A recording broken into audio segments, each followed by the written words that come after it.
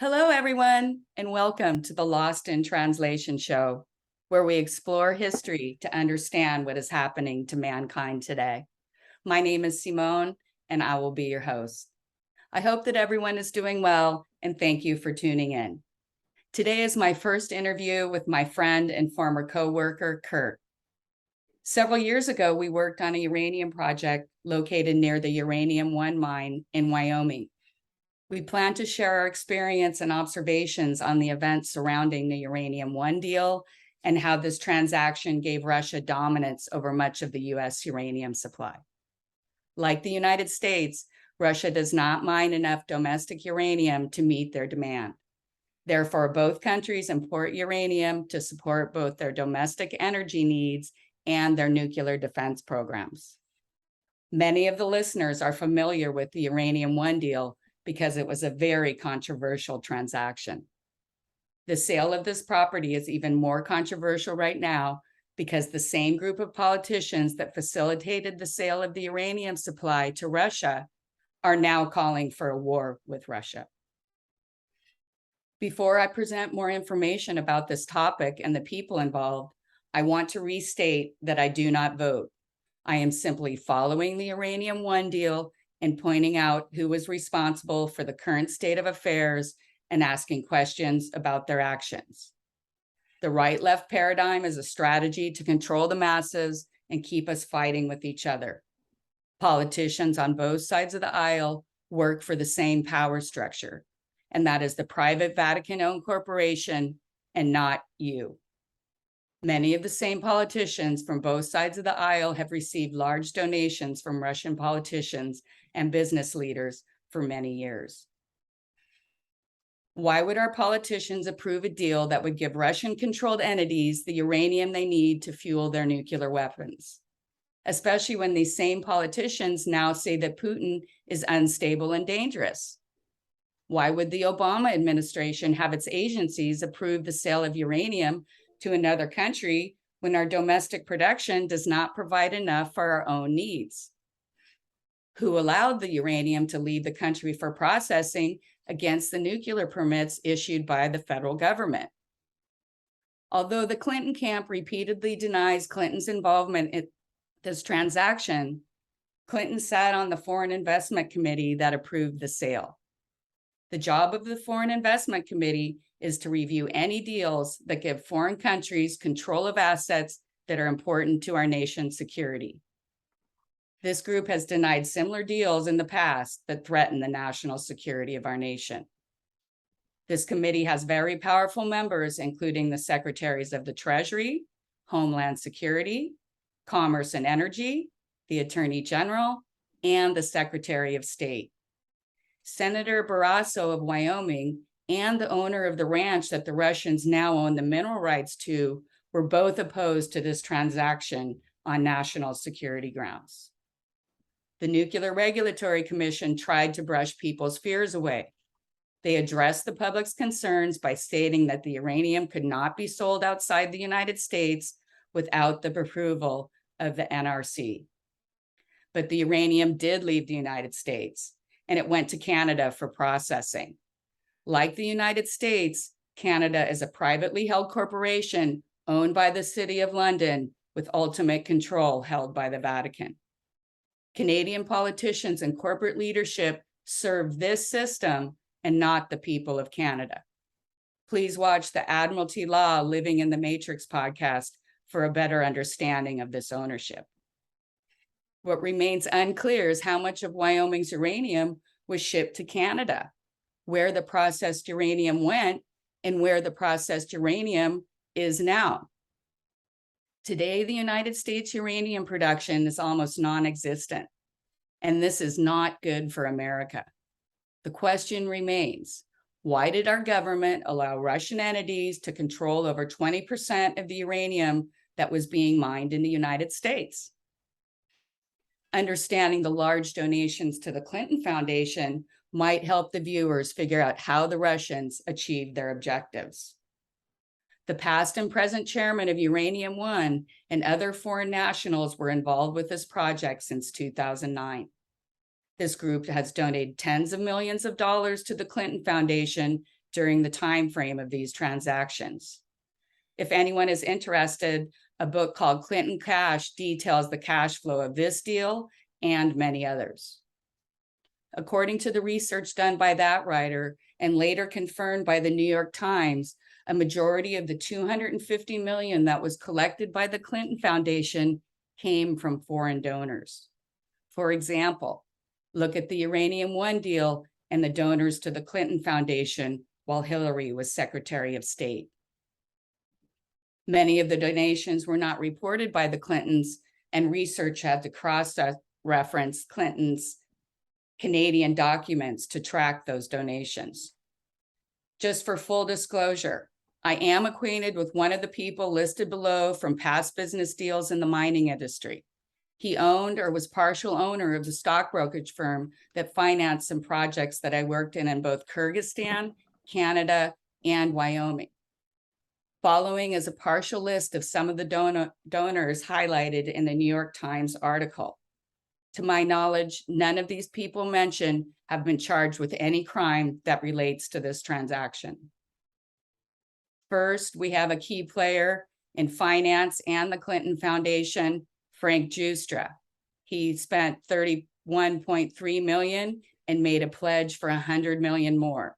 He built a company that later merged into Uranium One. Ian Telfer, $2.35 million.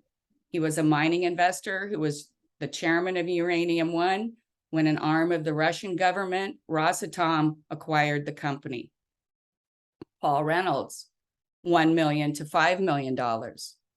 An advisor on the 2007 Eurasia Uranium One merger, he later helped raise $260 million for the company. Frank Holmes, $250,000 to $500,000.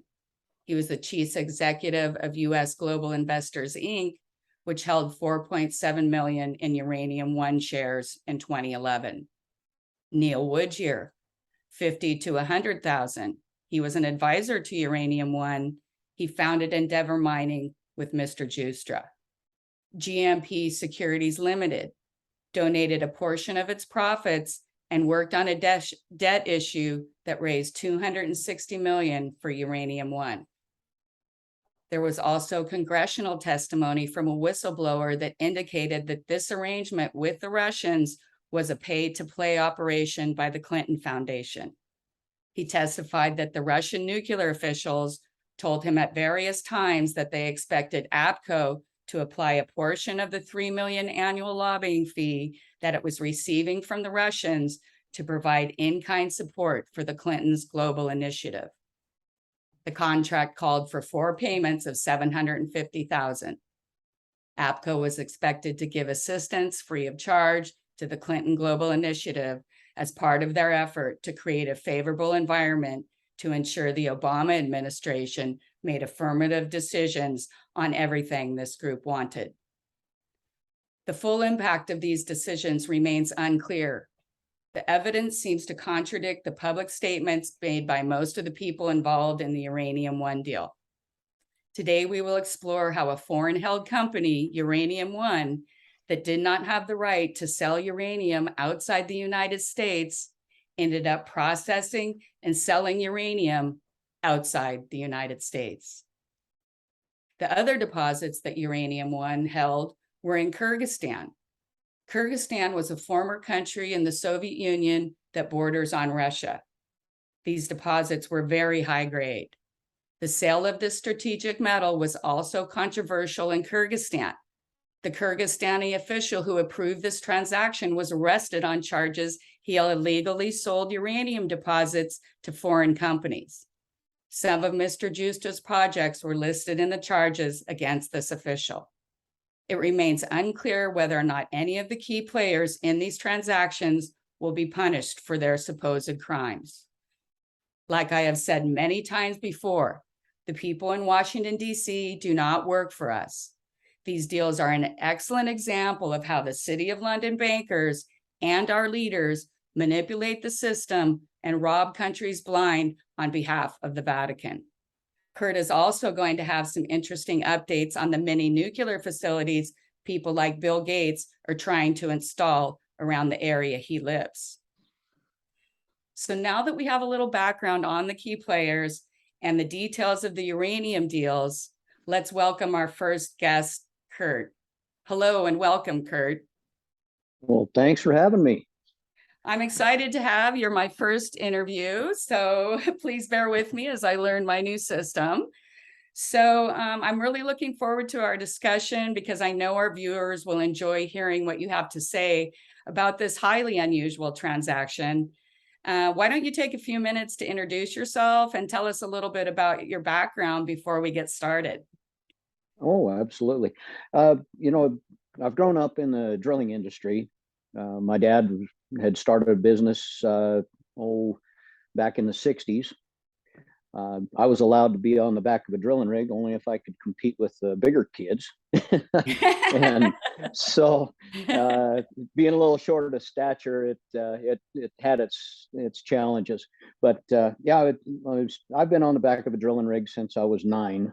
I'll be 59 this next month, so that kind of explains my experience in the industry itself. We've worked on numerous uranium projects around the state, from everything from the Red Desert area up in through the Powder River Basin, where at the time that we were working out there at the Buttes, the Pumpkin Buttes, and that's where Uranium One is located. We started back in 1977 working for a company owned by John Wald, and that was on the Christensen Ranch. I was 14 years old. I believe we were one of, 22 rigs that were drilling in that particular area. And one of the processes that they were looking at that time was kind of the infancy of in situ leaching. The in situ is, in my opinion, a more environmentally sound way of being able to obtain the ore from the ground without disturbing any more surface area than they have to. It leaves a small footprint. That's what I'm trying to say. We've worked on different areas, or my dad did, back in the early 70s, north of Glenrock, and that was Bear Creek uranium, and those and then there was Exxon mines, and that they did above ground open pit, and they also did underground. And those areas where they go in and do a drilling exploratory program and delineation just to figure out where the ore is, how extensive the overburden is, to be able to get down to the ore.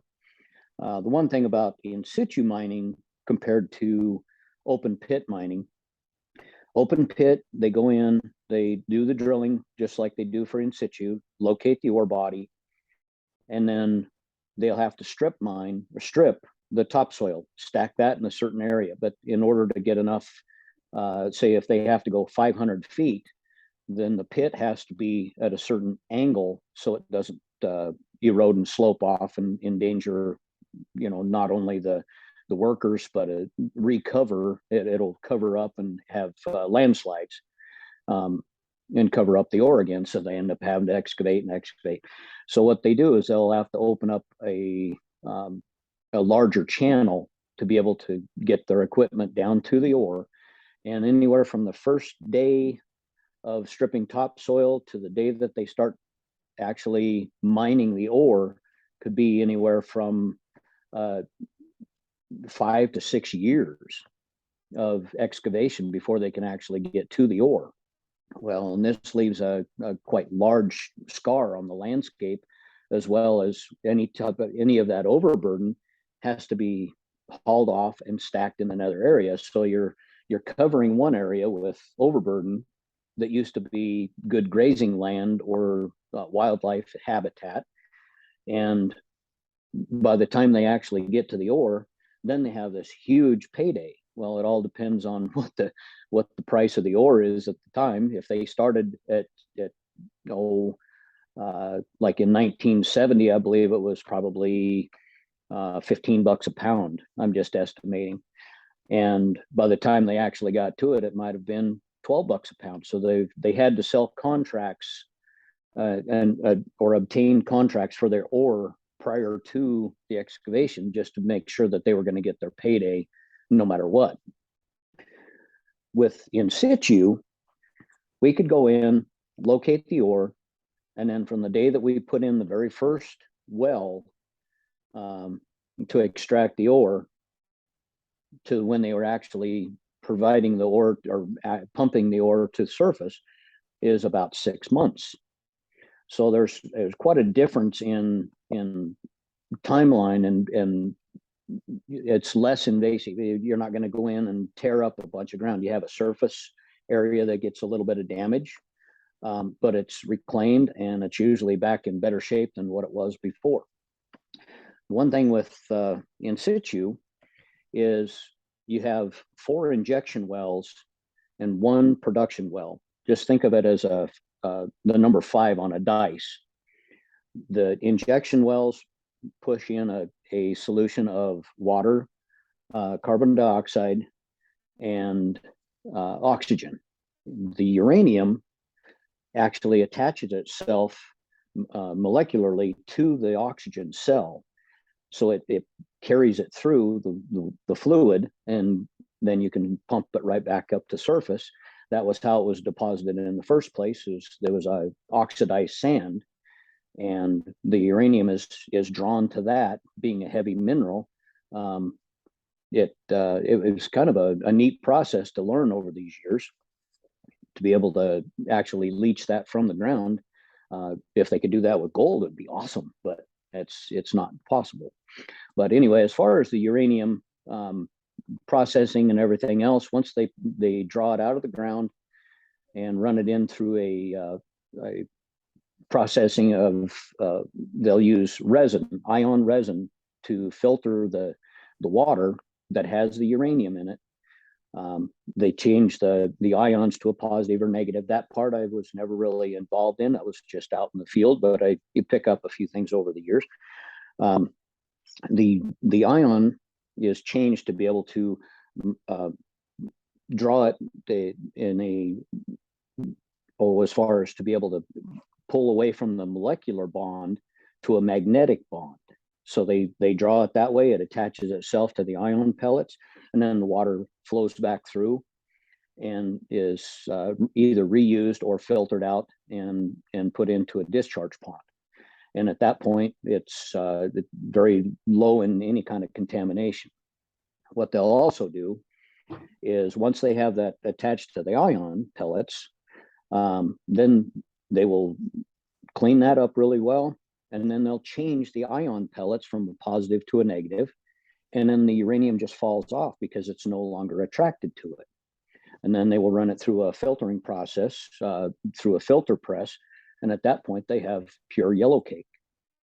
And then they go through a drying process, and then they store it at that point. And then it's ready for enrichment. And that goes to another facility. And they put 2 sources of uranium that to be able to, they blend them together to be able to enrich it, to be able to use in the nuclear facilities. So that's a little bit of the information I've got on my side. As far as on the drilling side, is there anything you need me to add to that?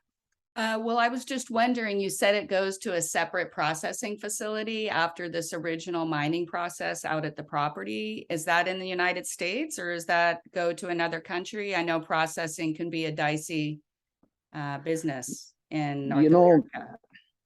That's the one thing that I've always kind of questioned. They do have the ability to do the enrichment within the United States, but because of the government over regulation, they've regulated themselves to where they have to push that away from our ability to do it within the states, I believe.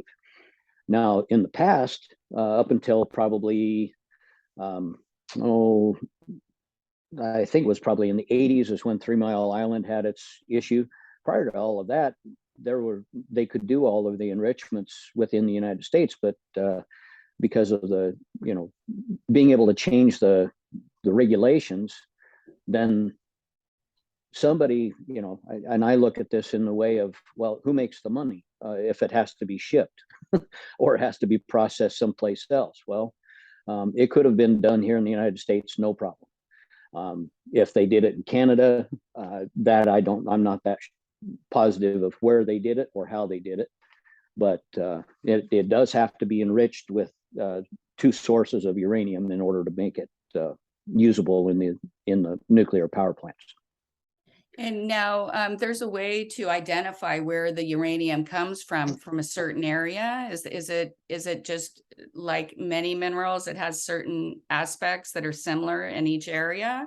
Or could uranium basically come from anywhere in the world and you wouldn't be able to tell whether it came from the United States or Russia, for instance? Every mineral, from what I understand by talking to geologists over the years,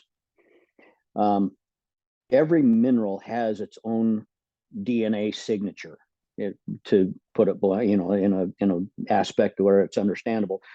And the reason that this has come up was years ago, there was a mechanic that was working at a gold mine in Nevada. And when he was working on a piece of equipment, he moved his torch off of where he was working and hit a pile of dust, and it melted. Well, to his surprise, it actually held about 10 or 15% gold from hauling all of this ore. And so he got the bright idea. He just put the dust in his pockets and put the dust in his lunchbox, and and he smuggled it out of, because they don't really check the mechanics. What's a mechanic going to steal? He doesn't see the ore.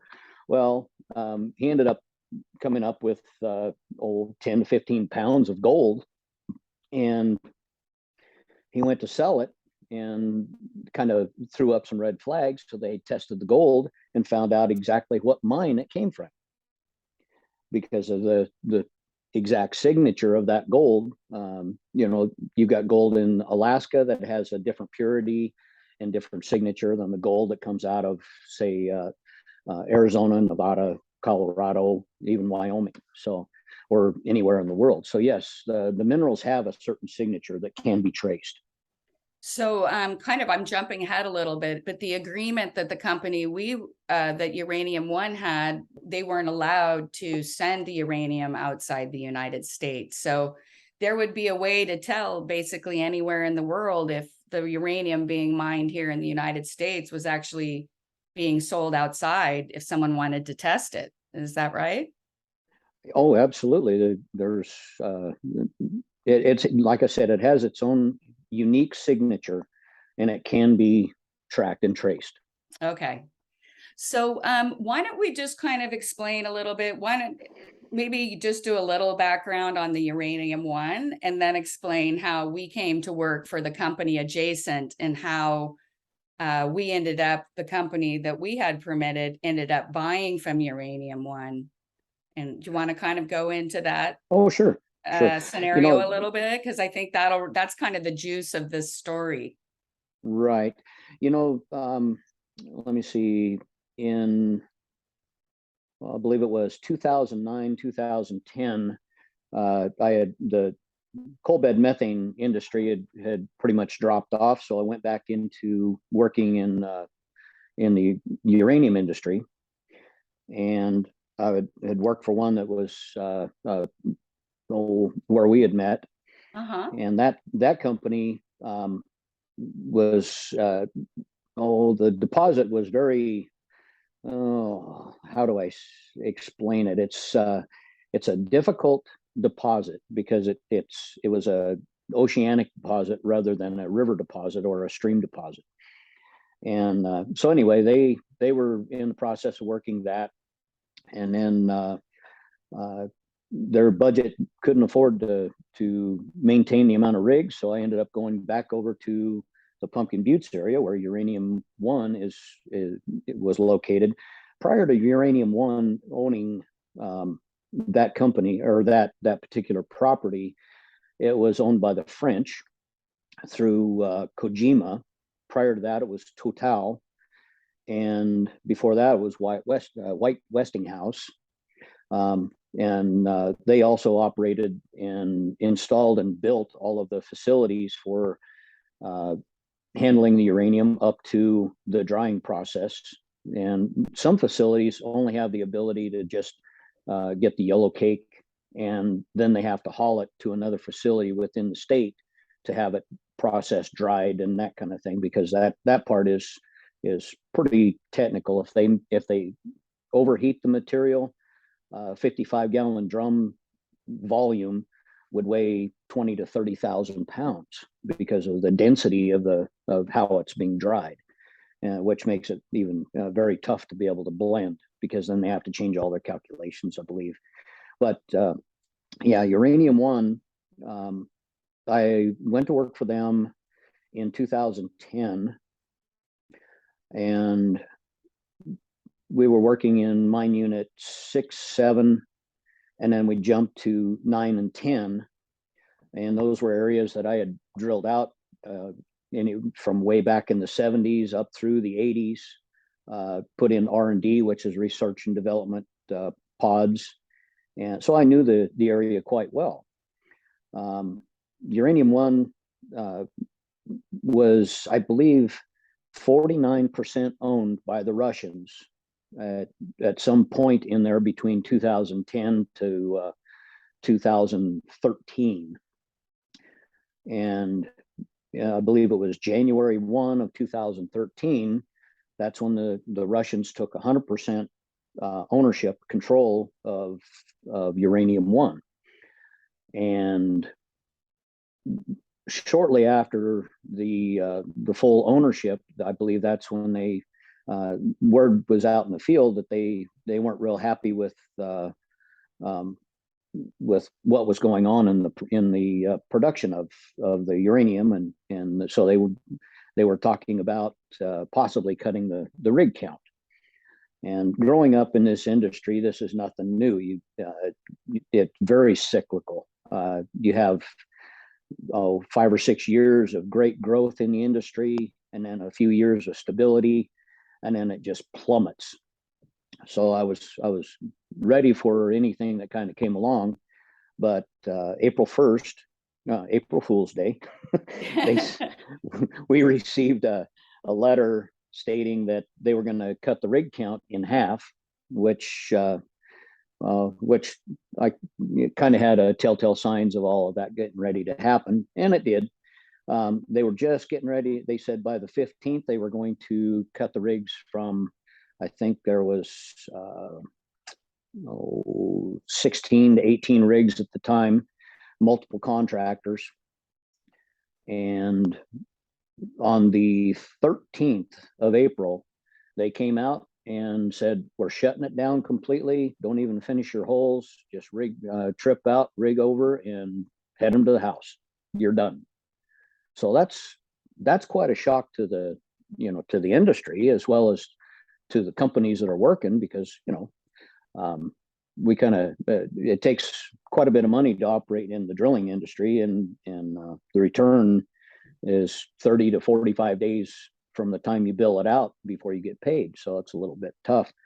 But that was a lot of the I guess the word in the field was that they didn't have enough uranium to be able to sustain the growth or to be able to do anything with that field anymore, which there's a lot of uranium in the Powder River Basin, and especially out in that area. They wouldn't put that much time and effort and finances into that particular area over 30 or almost 40 years. Well, actually over 40 years, if there wasn't a big enough payday from the deposit. So that's that kind of had me wondering what was going on behind the scenes. With the Russians, why would they need the ore from the United States and especially if they're going to shut this one down because it's not a viable piece of property. The other thing is, by purchasing Uranium One, were they just purchasing just the uranium and the property in Wyoming, or was it because Uranium One also had property in Canada? Well, they also had property in Kyrgyzstan. Exactly. And years ago, we were actually approached to go over and possibly do some drilling over in Kazakhstan. And I thought, well, that'd be great. But the thing is, of course, it's a foreign country and it's a little bit unstable knowing how everything works. But in Kazakhstan, as well as a lot of other uranium facilities across the world, they aren't controlled by the EPA like we are. They get to use different types of chemicals and acids, and mostly acids, to be able to change the matrix of the uranium deposit, how it's attached to its source, or to its host, not source, to its host. And they can break that down faster and easier, but it's also something that's not very environmentally safe or sound, because it could take years and years to restore. So you see the difference in how it was mined here to how they mine it there. And then also the cost per pound to be able to operate in the United States is about 4 to 5 times the expense of what they put out over in Kazakhstan and in Russia and these other areas, because labor costs are down, material costs are minimal. When it comes to the extraction process, they can overstep all the regulations there that we can't here. So it didn't make sense why they would need that particular ore from Wyoming, and so I've always had a question there. Well, now I think this is where we kind of get into the nitty gritty of the nuclear contracts, et cetera. Now, Uranium One, from my understanding, was not allowed to export or process uranium outside the United States. So during this kind of time, we're talking about another foreign group that we worked for comes into your river basin area and starts applying for permits in an area that was kind of controversial because it was very close to residential area. A lot of people didn't feel that the permits were going to be issued because it was so close to residential housing. But this is where you and I started getting very curious about the project, because not only did this permitting of this project move forward exponentially, they got their permits early. So let's kind of delve into that a little bit, and the relationship between the company we worked with and them having to them being unable to meet their contracts and having, I think you told me one time, to purchase the overflow from Uranium One. So why don't we kind of explore that topic a little bit and kind of explain the background of how the Australian company and finance via Canada came to hire us and permit that project and eventually get their permits early. Well, and that's something, on the permit side, I'm not privy to as much information of what actually goes to the NRC to acquire their permit. But typically on a drilling side, they'll have to go out and they have to prove the mineral. They have to prove their process through the R&D, research and development. They have to provide monitor wells so they can go in and drill these monitor wells, prove that they can go in, do their process, stop their process, put it back into restoration where it comes back to within 100% of what it naturally was before they started any of their injections. So through all of those processes, it could take anywhere from 3, 5, maybe even 10 years to get their permit unless they get fast tracked. And what facilitates a fast track?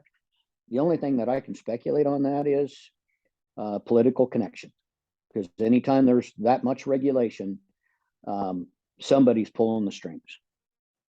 Well, because I had worked with several of these people in the past, including the Australian, I understand that the financing he was getting was coming through a entity controlled by Frankie Giustra, the Uranium One guy. That's where the money was coming from out of Canada. Canada has some large brokerage investment houses. And if you're going to do a mining deal, most likely it's going to come out of one of those offices. So it's Okay. just curious that there's a foreign group that comes in, gets their permits early, and has all these other underlying stories. So do you want to talk a little bit about the difference in the contracts that Uranium One? I mentioned earlier that Uranium One wasn't allowed to sell its uranium outside the United States. So I believe there was Right. something different in the next contract for the company we worked with, just the changing of a few words. You know, there had to have been something for like a, you know, when I started out talking about the one company we were working for, is the mining process was a lot more difficult than what they expected because of, like I said, the ocean deposit. The ore was laid in with ebb and flow movement of the ocean. It was a shallow ocean at that time. And the deposit was originated from the volcanic area, Devil's Tower, Bear Butte. That whole area up through there is very volcanic, and that's a lot of the reason why that deposit is so unstructured. And in that part of mining, if you're injecting with the 5-spot, and then you have you'll have 70, 80 wells that go to a header house. In order to mine that, they would have dead spots. Well, if those dead spots can't communicate with each other, then you're not going to get the amount of ore. I know I'm drawing way back into the mining process of this, but it explains that their inability to obtain the amount of ore for their contracts, because they had already sold contracts to different entities that use the ore to be able to either have it enriched and then use it in nuclear facilities.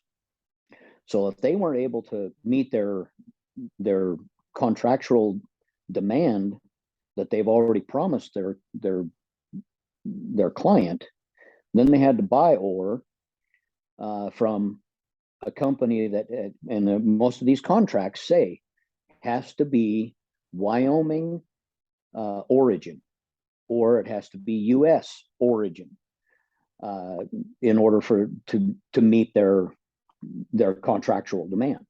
And so they can't just buy it off the spot market.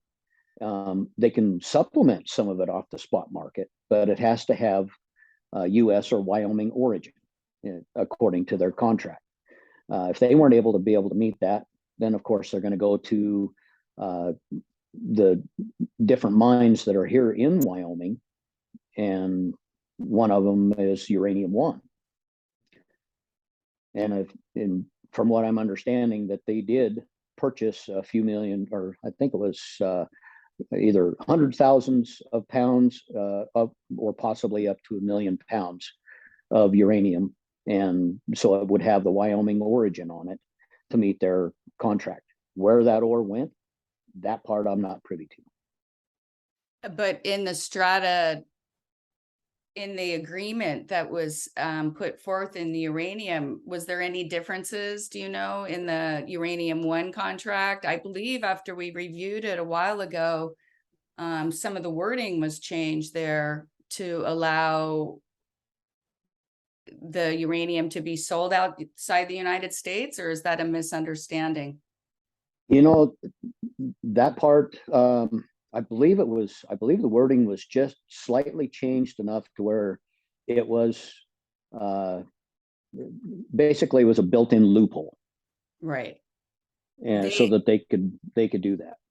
Right. They had been, whatever happened, because this was going on from 2010 to 2013, 2014, right? I believe so, yes. At the same time that Uranium One was gearing up starting to mine, and then they immediately wound down, you said around 2014. Was the other Yeah, company still mining at the same time in that area, or did they also cease production? you know, a couple of things globally had happened. That was when right after the tsunami that hit Fukushima. And so there was some blame on the price of uranium plummeting because of the catastrophe over in Japan. The one thing that that I had read about and in different discussions with some of the people in the industry is that the uranium that the Japanese had in stockpile to be able to run their facilities over there, they shut everything completely down. Well, if you don't have electricity, you have to provide electricity some way. So what they ended up doing was dumping, I believe it was tens of millions of pounds on the spot market just so they could buy an auxiliary fuel source, either coal or diesel fuel or natural gas, liquefied natural gas, to be able to provide electricity for the island of Japan. And instead of running their nuclear plants, because the one obviously was completely annihilated and was unable to be able to provide any electricity. So through that process, the price of uranium just went from an almost all-time high of, I believe it was like $115 a pound, which is a phenomenal rate, and it went down to less than mineable return. And at the time, I think it was around $38 a pound was their limit of mineable return. At $38 a pound, that was what it was costing them to be able to produce the ore. So if they were, when everything crashed within months to within a year, most of the uranium mines in Wyoming completely shut down. But in situ doesn't stop when the drilling stops. In situ can continue on as long as they are continually circulating the solution to be able to mine it out of the formation.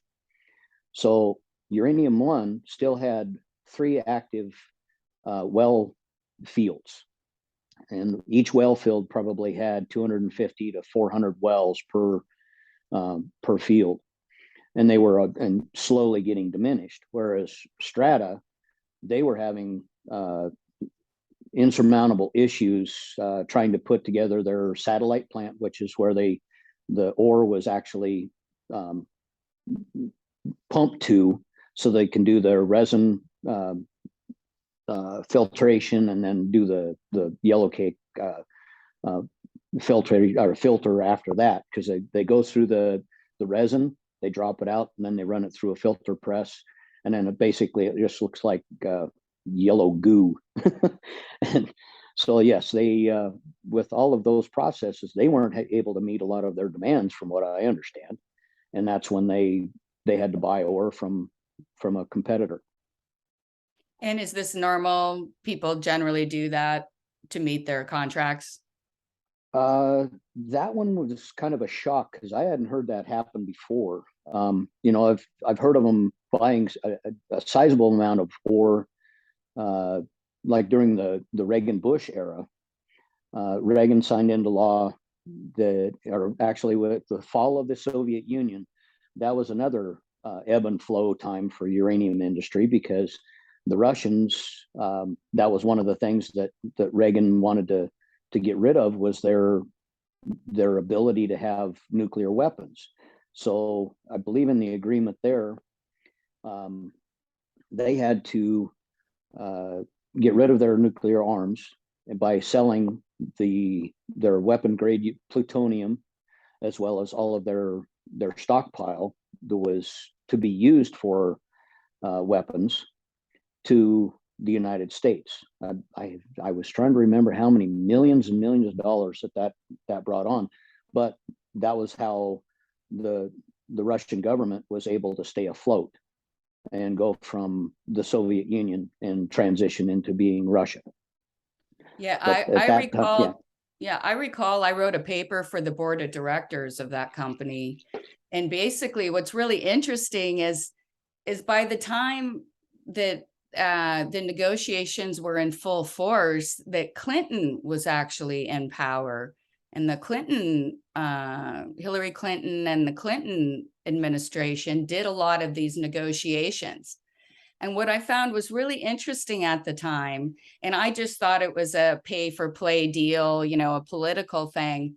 But during that transaction, they paid them the full amount, but 10% of the uranium wasn't there. So I always just figured that the politicians collected some extra money to pay it off. But in retrospect, I'd always wondered what happened to that 10% of uranium that also can be tracked by its chemical, like you were explaining earlier, you can track Yes. where uranium comes from. So Mm-hmm. I was just curious what the Clinton administration was doing with this 10% of the uranium that had the bioidentical markers that could later be used to accuse Russia of doing something. So I'd always been curious about that. Had you thought about that at all? You know, I was aware that there was some missing ore, or at least unaccountable calculations of what they paid for and what they got, so to Exactly. speak. And you know, anytime you come up with an alternative idea, then you're always classified as a conspirator or conspiracy or A theorist and that kind of thing. conspirator. Yeah. Well, Anyway, the reality is where did that 10% of uranium go? It seems strange that the same group of individuals was involved with the exactly. purchase and the missing uranium in the early 1990s. And of course, I just thought it was a payoff. They were splitting the money between the leaders. I just figured 10%, that's nothing. But as we progress down the road and we see these different same people now trying to start a war with Russia, and have previously blamed them for things we later found out the Russians didn't do, but was actually this group of people doing it, it's just always kept me curious. Oh, absolutely. You know, when it comes to just checks and balances, um, there people are greedy, especially when they get into a political power. Um, there's there's politicians, and then there's the political elite, and that's the group that is, to me, is the that's going. They know more and turn the tide in so many different things against the human race that has just got me a little balled up here in the last few years. Well, and that's one of the reasons that I've asked you to talk, and I've had other friends help me, and I've done the channel myself, is because there's these repeating patterns that just don't make any sense if you actually look for them. And it's not a conspiracy when you can actually go to the websites of the people you're accusing and print down most of this information that I made in this presentation. So I just Yeah. try to show patterns and the way these same people seem to be involved, and also established that they don't work for us, they work for a private corporation. And people can say conspiracy, but there's numerous books written about it. Once you look into it, you can find out the information yourself if you just look a little bit. So Right. now could we just maybe glance back on the permitting speed from the federal government? Oh, sure. We got our permits. I remember all of us working on the deal, being really concerned because the lead guy on the project kept insisting we were going to get our permits really quickly. And all of us, having worked in the United States, knew that we'd never heard of a mining permit being issued early, and definitely in one controversial area, like kind of the residential ranching area that we were applying for the permits in. So do you have anything to say about that? Yeah, when it like I said, when the drilling process is what dictates how quickly a lot of these things can happen. I know the area over there was originally drilled out. My dad actually drilled it out for nuclear dynamics back in the 70s, the late 60s and 70s.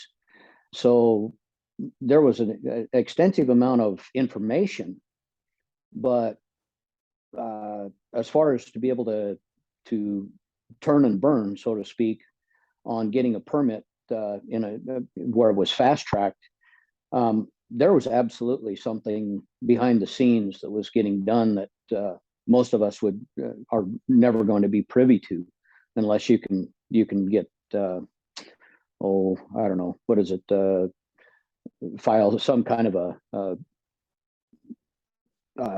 what is it, Public Information Act, where they can Yes. actually, they have to divulge it. I don't even know how to even ask the right questions to be able to get that. But yeah, when it comes to the permitting, working in this industry for as long as I have, the regulations on all of every step has to be done. Let's say you put in a monitor well or a ring of monitor wells, that takes 6 months to almost a year to be able to put in enough monitor wells to encircle a mine area. Then you have to pump those for a duration, 3 to 6 months, maybe even a year, to get them completely balanced out to where you have that information to be able to move on to the next step. Each one of these steps takes so many years. When I went over to work on the monitor ring for Strata, that was in November of 2009. And I believe they got their permit within probably 6 months to a year after that. Maybe it was even quicker than that. And I recall that originally on the project around 2009, 2010, there was 40 local people working on the project. A year later, I think you were one of the only people. So anytime anyone got curious about this, they completely replaced the entire staff within 18 months. People who Yep. locally worked. So, and I was one of those people, and I was treated fairly by them. I'm not accusing them of anything, but I'm just saying it was highly unusual. I mean, some of these people had worked on the project on and off for 20 or 30 years like you. Why would you have them off the project and bring in someone from South Africa or Australia? Right. Well, the geologists that I've worked with over the years, 2 of them were involved in bringing me onto that project for the monitor wells, and they said, well, this guy, meaning me, is your well installation expert. And when they let me go, they said, why did you let him go? He's the guy that's going to be making you or putting the wells in that are efficient. They're, you don't have to redo invent the wheel again. This guy already knows how to make it work. And for the amount of years that I've done this, it just I was flabbergasted. I was like, well, if you don't want me, I guess I'll go someplace else. Right. But like you said, you were the one who knew how to do it. You want to use people who know how to do it and have been in the area. And just in a state like Wyoming, it's really important to have local people on your project. So Right. that was always curious to me too. So I guess basically what we're saying is there was something highly unusual about the arrangement. There was something pretty unusual about the second company that came in. Can you give us an update on what's going on both of those properties now and the general uranium mining situation in Wyoming? I know in the United States, our production has basically dropped off to nothing. So before we're thinking maybe foreign companies are coming in trying to take our uranium, how about just prevent us from creating our own uranium supply and having control of the assets and then not mining them, therefore the United States, as I just looked at a chart yesterday, as of the numbers in 2020, we were like at zero production of uranium in the United States. And we're on the verge in several fronts with nuclear powers on the verge of war. So I'm just curious as to your thoughts on that. You know, in the, like I said, with the uranium in situ leaching, it doesn't stop and, you know, immediately, but it diminishes over time. So in 2013, when the market crashed because of Fukushima and other global issues happened, then the drilling stopped, but the production maintained and then slowly dropped off. And when it'll go for probably 2 to 3 years and produce, you know, 500,000 to 1 million pounds per well field. That's what they've estimated. You know, that's how they do their calculation. And then once you've got the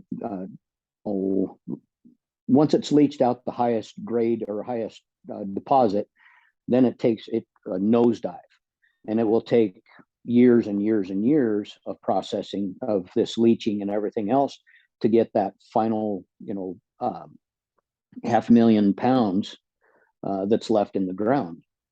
In situ is about 77 to 78% efficient in the process that we use here in the United States. Over in Kazakhstan and some of the other deposits around the world, even in Australia, they enhance all of that by using the acids to where they can break everything down. It changes the pH of the water, you know, a lot of different chemical reactions there to be able to leach it out faster. But they can be more complete. I think they're between 82 to 85% recovery rate. But because they've, you know, here in the United States, you know, you go from 2013 and we're 9 years, 9 years of no drilling production or putting in new wells. Yeah, the production of ore is completely plummeted down to nil. I mean, it's the lowest it's been in probably 40 years as far as an annual production. So are you aware, excuse me, Go ahead. are you aware of where the United States is getting its current uranium then? Do we have a stockpile? Now, my understanding is the reason we had to start mining and doing some more things around 2010 is because the uranium we'd purchased from the Russians in the early 90s was going to be depleted, and we were going to have to start providing our own uranium again. I know they mine in Canada too, so I'm not sure. Yeah, that's you know, as far as North American production, when you look at the expanse of what they do up in Canada, the ore in Canada has to be mined robotically. They've tried in situ, and it's not compatible with the formation. It's too much of a hard rock, and so they go in and they mine it robotically because the radiation that is put out is so intense that it would actually it would radiate a person within hours of being exposed to it, even with protective clothing and everything else. Even the radon gas that they would be exposed to down there, you'd have to be on oxygen tanks and everything else. So these are issues up in Canada that makes it more expensive per pound to mine, but it's a higher grade ore. Whereas in the United States, we've got you know, like the Powder River Basin all the way down through. There's a huge amount of uranium ore in Colorado, but that'll never be mined because of environmentalists. And there's a very sizable deposit in New Mexico and Arizona, but it's very tough to mine. Now, as far as the industry right now is suffering from a lot of things. When you shut an industry down and try to restart it, it's very difficult. Number one, currently we can't get employees. nobody wants to do physical labor anymore. And what the drilling industry is very physically intense. And you're working in an environment outside all day long, 10 to 12-hour days. And whether it's raining, snowing, hot as hell, you're working. And if you get bumps and bruises and scrapes and broken fingers and everything else, because you're just working with mechanical machinery that many hours and that much exposure, you're going to get a ding or two. But the price of PVC has skyrocketed. In 2013, the price of PVC casing to the grade that we use for in situ leaching, which is an SDR 17 PVC casing, 5-inch is the most nominal size that we use. And at that time, it was $375 a foot. And that was the retail price. If you buy it in a huge bulk, you could probably get it for about $305 a foot at that time. Now it's $15 to $17 a foot. Crazy. So yeah, the price per pound has exponentially increased. The other process when we install the well is we of course, through the drilling process, we drill it, we ream it, case it with that SDR 17 5-inch casing. Then we mix up a slurry of neat cement. This is just straight Portland type 1-2.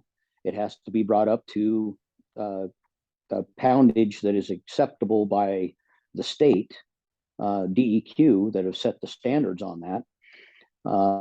And that is that it has to be like anywhere from 14.6 per pound to 15.3 per pound, which is a very, very dense mixture.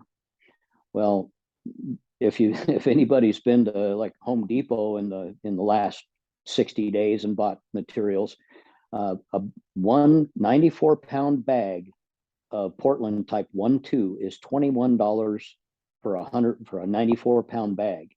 And we would go through 60 to 70 bags per hole.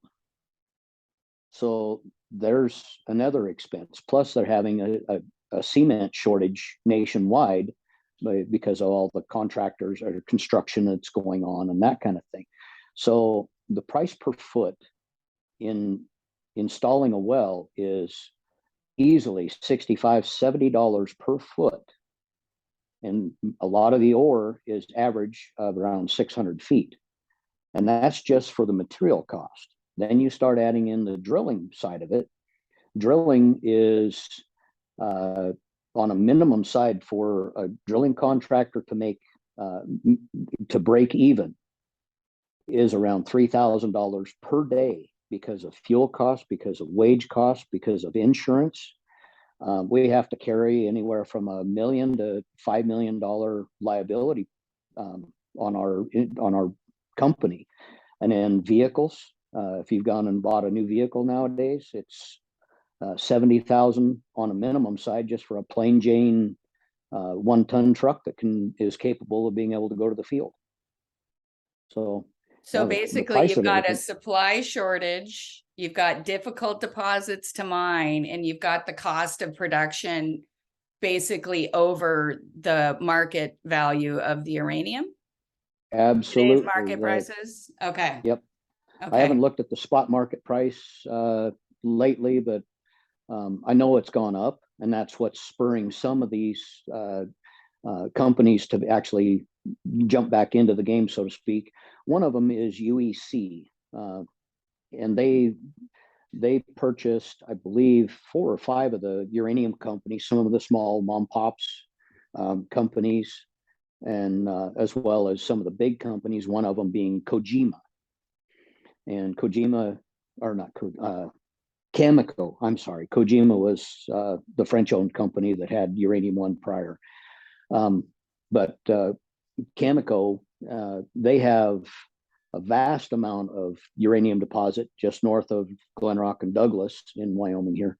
And but I would say 8 to 10 of their uranium fields are completely in restoration and have been back to neutral, but they haven't gone in and abandoned any of that, which that costs money to go back in and abandon. Well, when the price of uranium is down and they're not producing any ore, you can't afford to have money going out of your pocket if you don't have any coming in. So a lot of these fields are going to have to be abandoned before they can move forward with new permits. That's how the permitting process works. And another side to the permitting process is that's what makes the little mom and pops companies look more enticing. They've already gone through, put in their bonds to be able to put in their process of wells and ore and monitor wells and everything else. So when they put their bond down, these companies come in and buy them up. Well, the bond and everything else is under their name. The permits are under the mom and pops names. And they can continue to mine that without having any stipulations or regulations coming in and shutting them down because they haven't done any of the restoration on the previous well fields that are setting abandoned at this point.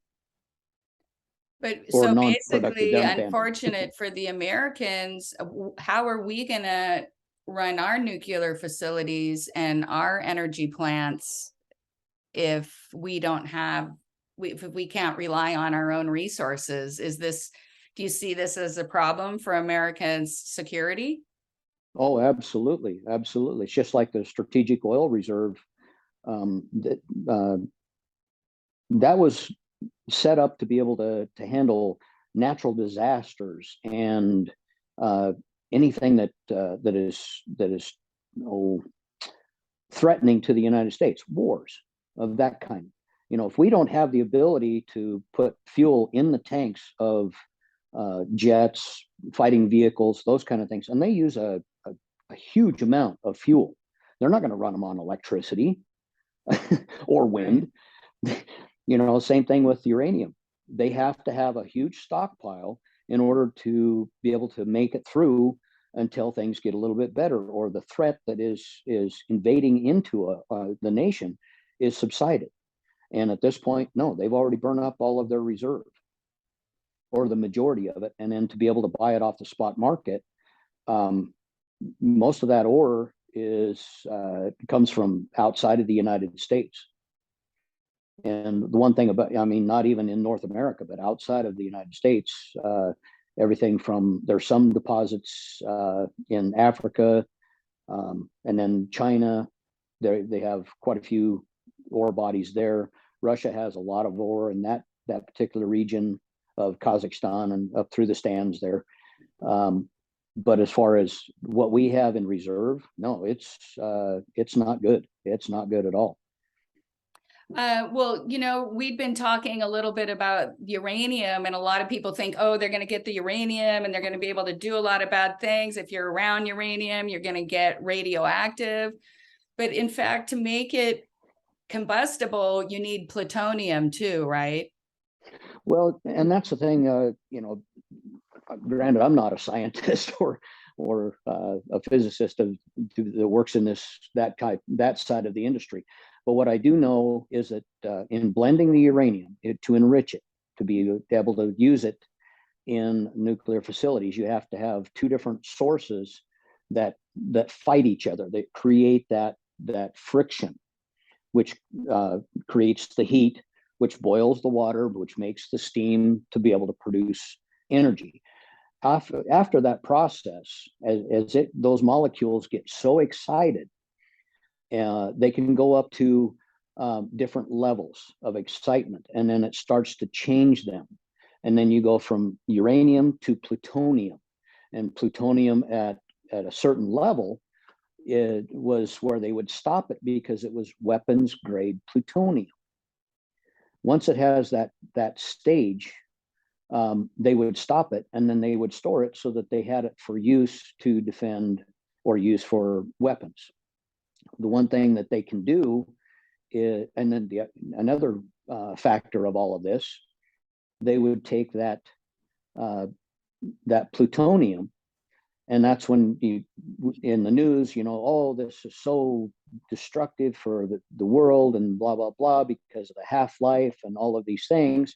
So let's take this and move it to another facility. Well, environmentally, that doesn't sound very good because how do you move it? It weighs an absorbent amount of weight. Plus, you have to have it encapsulated in a lead-lined container so it doesn't radiate anything. Because if anybody's ever seen the movie Fat Man and Little Boy, all it takes is just a split second of exposure, and you're cooked.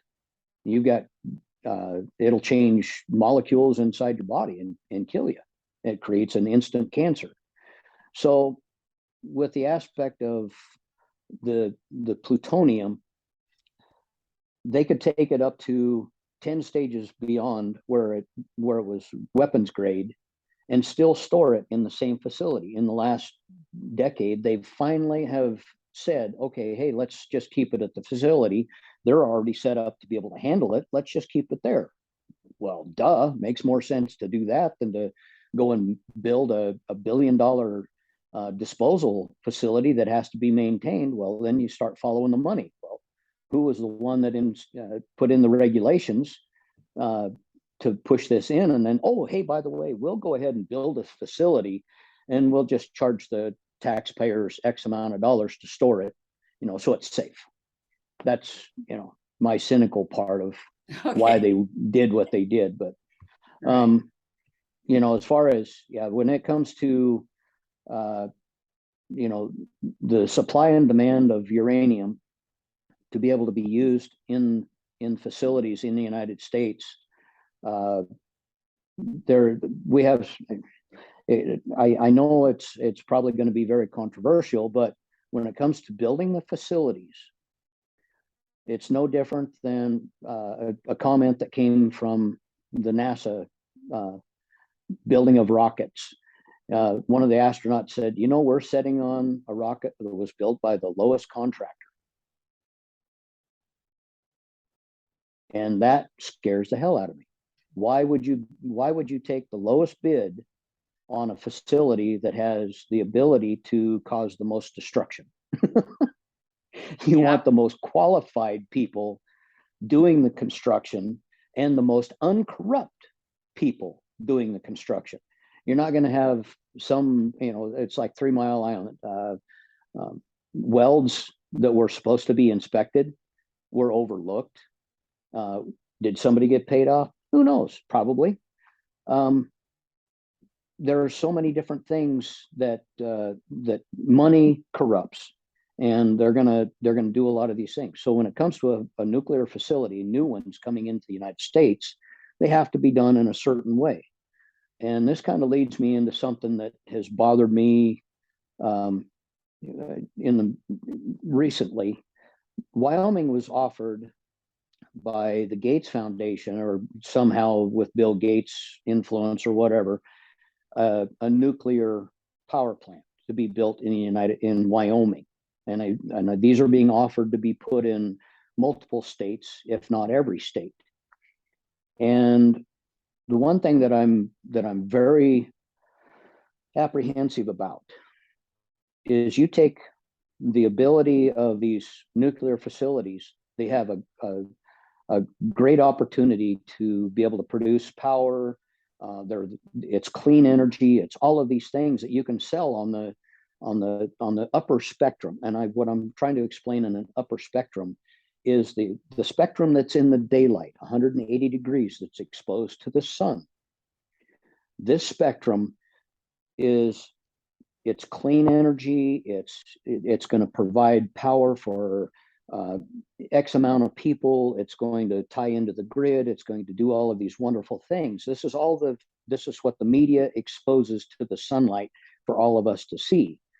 And then you have the dark side, 180 degrees underneath it.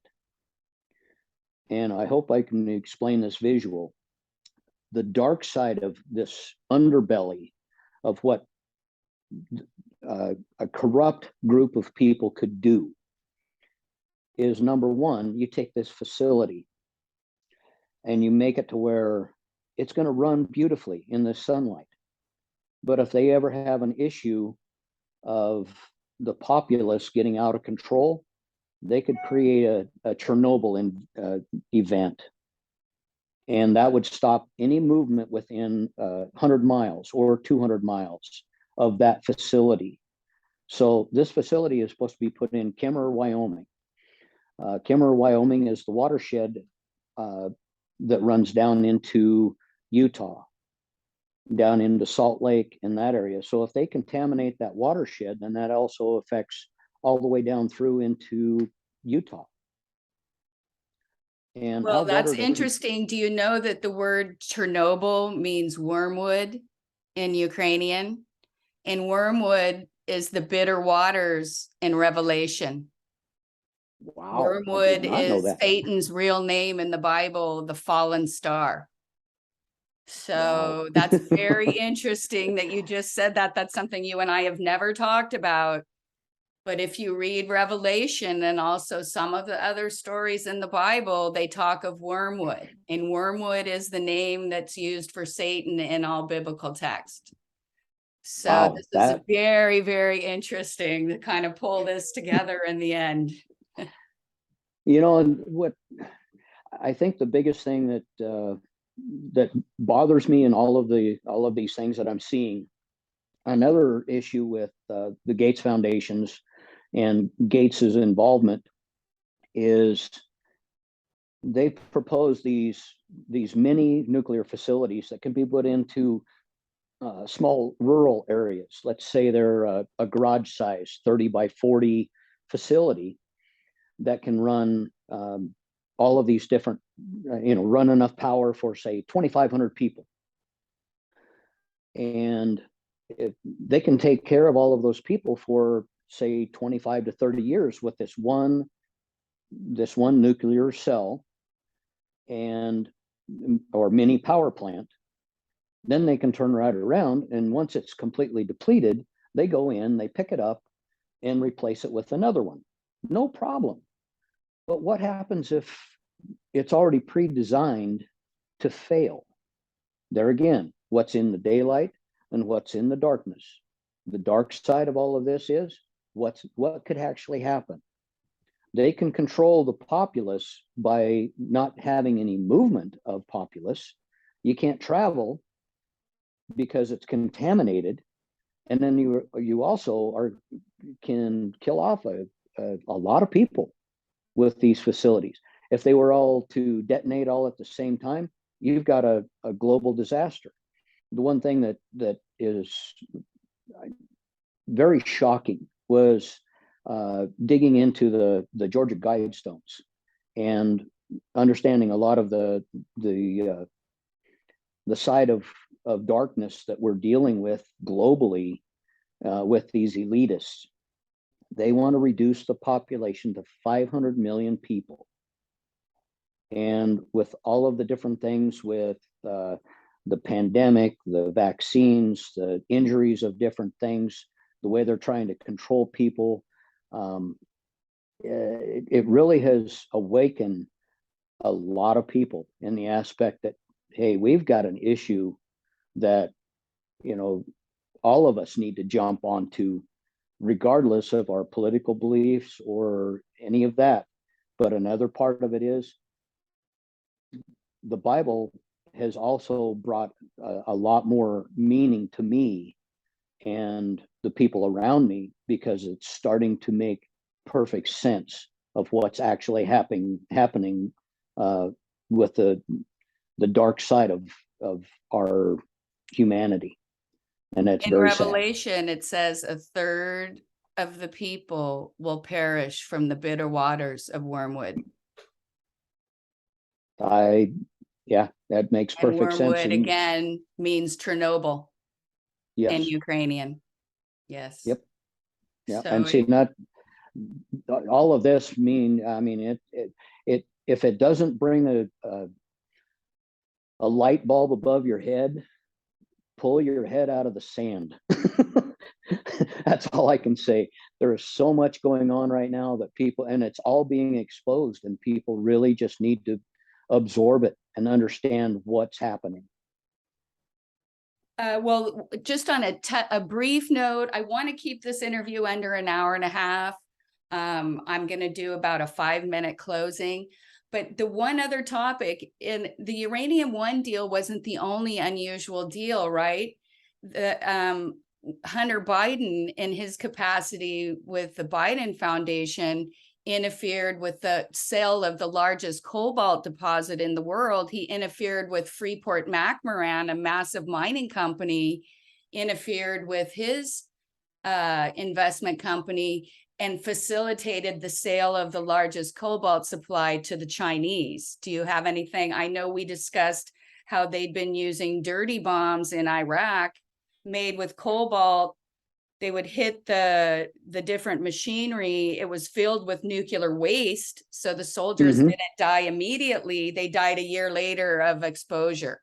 So can we talk about that transaction a little bit and how it kind of, during this time, it seemed like all of our strategic metals were being siphoned off by our politicians to our enemies. So let's delve into that a little bit before we close. Sure. There was, I believe it was, let me see, when Iraq went into Kuwait, and when they were hastily retreating, one of the things that the armaments that were used had cobalt centers, and that makes a heavier, dense projectile. And then once it strikes whatever the target is, it would incinerate it. I mean, it would just totally annihilate it to the point where there wasn't anything left. But the radiation from the cobalt was so bad that there was so many of the Iraqi military that if they didn't die, they died of radiation poisoning. Well, when the United States troops went in to evaluate the strike, especially when Iraq troops were leaving, and there was like a 3-mile caravan that was completely decimated by the U.S. They went in to basically do a mop up or cleanup of all of that, and a majority of those soldiers ended up getting radiation poisoning. And that's when it kind of got back to me about the cobalt centers in the arms or in the projectiles. So the connection into where Hunter Biden was involved in all of this, that was a new revelation for me just recently, to be able to see how that was all interacted.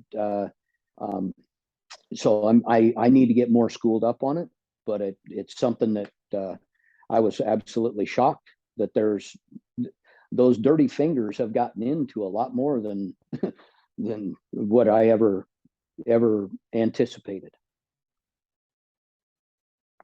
All right. So sounds like we have some interesting information. There's definitely a lot of questions. If people wanted to research any of these documents, they can just go straight to the Nuclear Commission. They're public documents, correct? Yes.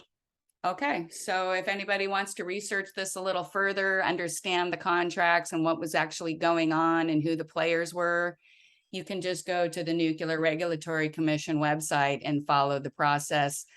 Both companies are also public, so you can check them out on the Toronto or Australian Stock Exchange for their public documents. So anyways, Kurt, is there anything you wanted to finish up saying before we wrap it up? No, I've really enjoyed your podcasts and all of the information that you brought out. It really, everything's factual. I mean, it's brought me up to a higher level of research to be able to understand, and I always question everything. I like to be able to refute and have facts behind my ideas to say, yes, you're right, no, you're wrong, and here's why. And the one thing that I really appreciate is your ability to have the information, and it is factual and correct. So thank you for that. Oh, well, thank you very much. You know, I get mixed feedback on the things I'm saying. Luckily, I've got some loyal subscribers who are open to the information. And again, my plan for this website is to interview people like you, just regular people like us, to show other people that the power is with the people, and it's going to take people like us working together and figuring out things if we want to change our destiny and our future for our children and our grandchildren. We're leaving them a pretty Absolutely. messed up world right now. And a lot of it's because a lot of us have chosen just to check out and spend our time watching sports, and we're no longer involved in our communities. We're frequently not even involved in our own children or parents' lives. And this is just a call to action for all of us, just to wake up a little bit and start relying on each other. Absolutely. You know, it starts small. If you can help a friend, help them. If you have like for myself, I grow a huge garden, and all of my neighbors come over, and we all partake of what I've grown, and I love to be able to share that with them. And regardless of their political views, their religious views, anything, we connect on the ability that we share with each other.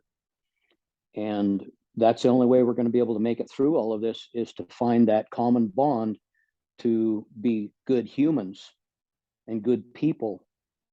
And for me, my love of the Lord. Well, thank you for your kind words, and you're so right to inspire everybody. We can all start out small in our own neighborhoods, because that's the way things are going to change. Thank you Absolutely. for being with us today. I'm going to do a short little closing, and hopefully we'll get this podcast up this week. Thank you for being my first guest. Well, thanks again. You have a wonderful day. All right. Well, wow, Kurt had a lot of interesting things to say. So I just want to close and say that often this show discusses difficult topics that dispel many of our views on history and the structures that govern our society. My previous shows on the Federal Reserve System, the United Nations, and the philosophies of the power structures that rule us can really shake a person's faith in their fellow man. When research provides answers that are contrary to the propaganda that is fed to us 24 hours a day, we can feel angry and helpless, and we just want to tune things out.